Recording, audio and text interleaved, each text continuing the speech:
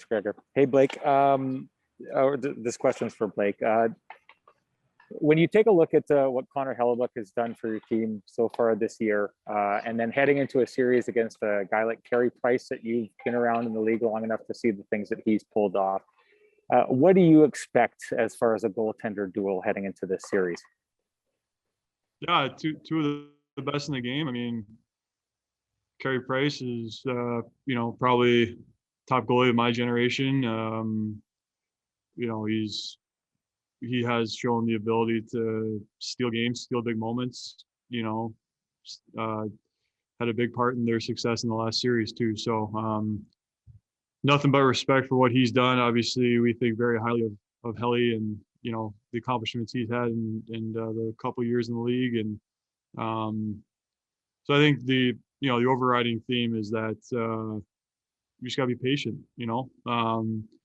allow our goalie to do his thing and just understand that we're going against a team that is going to play the same way around their goalie. Try to let him see the puck, and they feel that, if he's seeing pucks, he's going to stop them all. So can't get frustrated, can't get worked up if you get a scoring chance and he makes a big save, because that's what he tends to do. And, you can't let that deter you from keep, putting the puck at the net.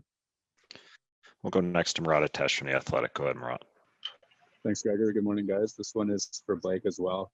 I'm just wondering, the overall theme has always been play your game. But when you go from kind of a matchup against the McDavid style to Montreal, who uses Danault in just such an intense matchup defensive role, does it change any of the details, and how does it change your preparation for what you're going to be looking at?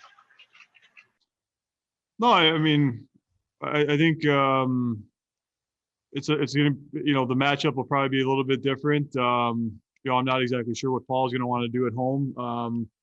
It would certainly seem as though that would be the matchup, in Montreal. And same thing, just,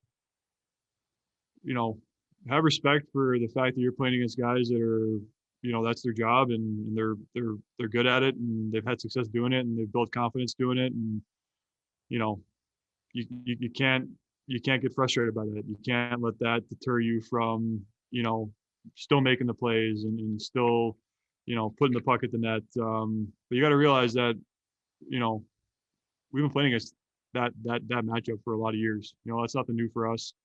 Pretty much every playoff series we've played in, minus the last one against Edmonton, we're playing against the other team's shutdown matchup. They're shutdown defensemen, they're shutdown forwards. So it's something that we have experience with, and something that we can draw on that experience, and just, even if we're getting shut out and, they're doing a great job against us, that's where we rely on the depth of our team. And I think that's the strength of our team. We'll go next to Ken Weave from Sportsnet. Go ahead, Weaver. Thanks, Gregor. Morning, guys. For Josh to start, please. Puck management was something you guys really focused on in the first round. How important is that against a Canadiens team that likes to try to force their opponent into making mistakes? Yeah, it's extremely important. I think over, in the playoffs, it's just really important in general. Those both teams in the playoffs, generally play harder defensively and more committed defensive game. And when you turn pucks over in tough areas, it can hurt you, and that's really what you're trying to avoid. So I think it's much of the same with Montreal as it was for us against Edmonton. They're fast and they transition really well off of turnovers, and they generate a fair amount of offense and chaos off of that. So we're going to have to keep managing the puck here, and building off of the game we were putting on display against Edmonton. We'll go next to Jeff Hamilton from the Winnipeg Free Press. Go ahead, Jeff. Thanks, Gregor. Questions for Blake. Blake, I don't know how much of the Toronto-Montreal series you were able to catch, but if you were able to catch the series, just what you took from Montreal and what you saw in those final three games as they completed the comeback. Yeah, I think they did a great job of forcing Toronto into making mistakes. I think that's what their game's predicated on, is just applying pressure and trying to get the other team into changing their game. That's what playoff hockey is all about. It's both teams are going to have a game plan. it's going to go, everyone's going to be stuck to that game plan for a while. And then when it gets tough and there's pressure and you want to score and you want to make the big play, who gets away from their game plan? That's what playoff hockey is all about. And then, that's where you start to see things, bad turnovers or what have you, and mistakes. And that's where Montreal capitalized. I mean, they were patient enough to know that they have a really good goaltender, and they just need to capitalize on a couple of mistakes here and there. And when those moments came up, they buried them. And that was kind of the turning point for me in the series.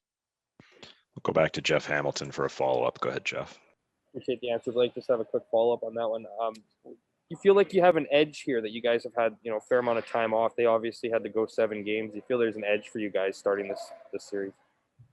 I think it's hard to pinpoint how that works. I mean, I've seen where, the team comes off an emotional Game 7 win, and they have an awesome Game 1. I mean, we did that a couple of years ago. We had an emotional win against Nashville, and we came out and we were flying high in Game 1 against Vegas. So there's really no template for it. It's one of those things where you just kind of see how it goes. I'm anticipating this to be a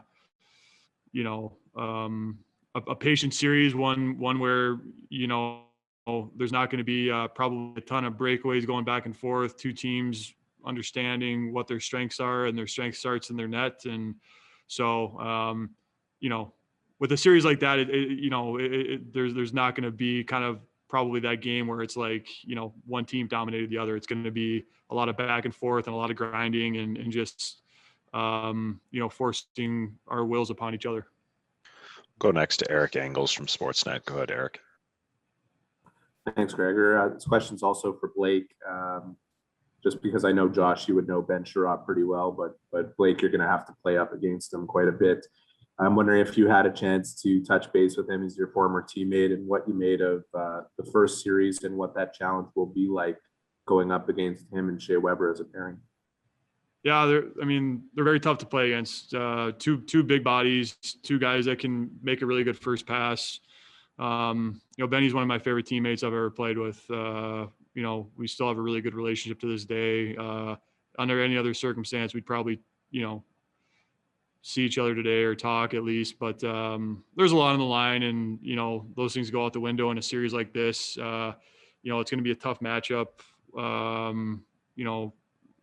Matched up against that guy a lot in practice over the years, and he's a guy that always makes it work. So looking forward to the challenge, and it's going to be, like I said, it's going to be a grind, and hopefully we can make it a grind for them as well. We'll go next to Simon Olivier Lorange from La Presse. Go ahead, Simon. Good morning. My question is for Josh. The Toronto Maple Leafs had a lot of success against the Canadiens during the season, and we all saw what happened next. Your team had a lot of success against the Canadiens this season with 6 wins in 9 games, even though 3 of them were in overtime. What do you expect from the Canadiens? Do you expect it to be the same team that you faced in the season, or do you kind of saw a different team in the first round? Yeah, I think the playoffs are a totally different scenario. Obviously, you said it right there. I think we go 6-3, they go 3-3-3. 3 overtime games or extra time games. That's where it obviously shows how close the matchup was between our two teams. And I think once you get into the playoffs, as we saw with Edmonton in our series with them, what you've done in the regular season really doesn't matter anymore. And I think both teams have sort of found their game, down the stretch and throughout the first round. I think there's a lot of similarities in some of the defensive elements of the game that both teams have really keyed in on. And so, I think overall, both teams have sort of peaked at the right time, and it's going to be a tough defensive series. I think, just like Will said, a patient series with great goaltending. And so I guess to simply answer your question, regular season's out of the window, and I think both teams have sort of found their stride, if you will, and are are different teams than what we saw in the regular season. We'll go back to Sean Reynolds from Sportsnet. Go ahead, Sean. Thanks, Gregor. This one's for Josh. Josh, I'm just wondering from what you know of Connor Hellebuck, and we love talking to him. We love how he approaches the game and how he pushes himself to get better. How do you expect him to respond to the challenge of going up against a guy like Carey Price, who you heard Blake say is, probably the greatest goaltender of a generation?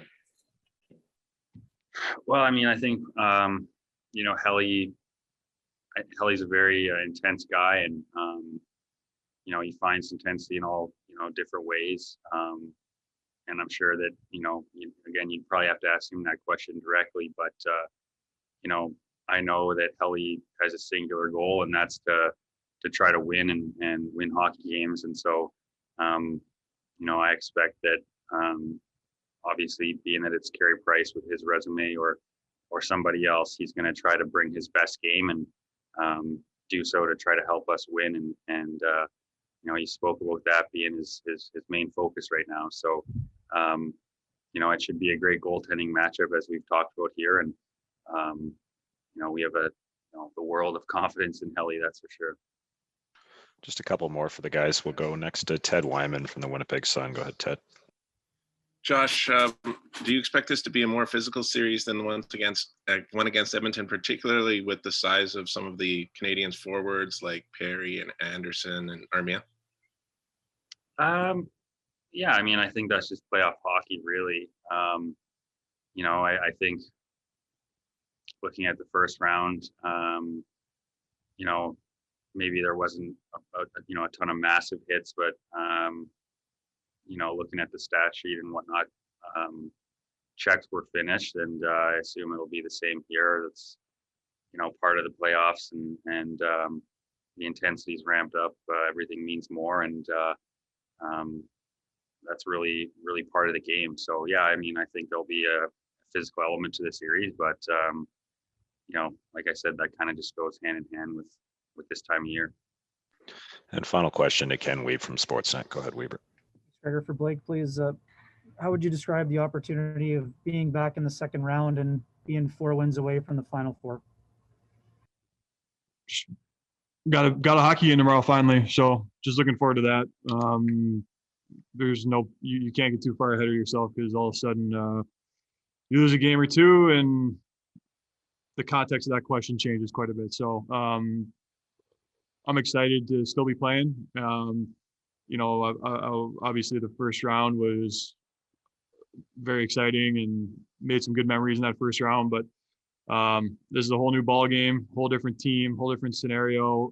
It's going to be a grind. I mean, this is going to be we're looking forward to 7 games of just slugging it out, you know what I mean? And if we do a good enough job, maybe we'll have an opportunity to move on, but we're not looking past tomorrow.